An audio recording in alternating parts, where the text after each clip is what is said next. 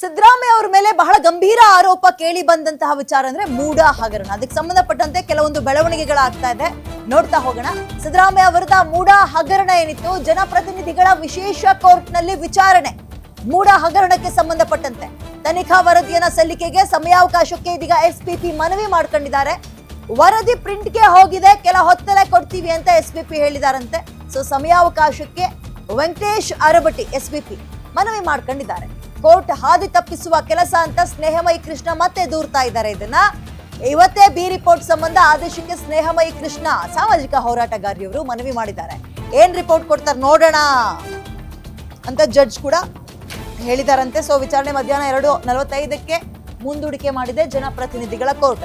ಈ ಮೂಡ ಹಗರಣದಲ್ಲಿ B report ಬಂದಿತ್ತು ಸಿದ್ದರಾಮಯ್ಯ ಅವರ ವಿಚಾರವಾಗಿ. ಅಲ್ಲಿಗೆ ಎಲ್ಲವೂ ಕೂಡ ಬಿ ರಿಪೋರ್ಟ್ ಅಂದ್ರೆ ಅದಕ್ಕೆ ಪೂರಕವಾದ ಸಾಕ್ಷಿಗಳು ಸಿಕ್ಕಿಲ್ಲ, ಹಾಗಾಗಿ ಬಿ ರಿಪೋರ್ಟ್ ಅನ್ನು ಒದಗಿಸಿದೀವಿ ಅಂತ ಎಲ್ಲವೂ ಸುಖಾಂತ್ಯ ಕಾಣ್ತು ಅಂತ ಇದ್ದಂಗೆ ಸಾಮಾಜಿಕ ಹೋರಾಟ ಸ್ನೇಹಮಯಿ ಕೃಷ್ಣ ಅವರು ಎಂಟ್ರಿ ಕೊಡ್ತಾರೆ.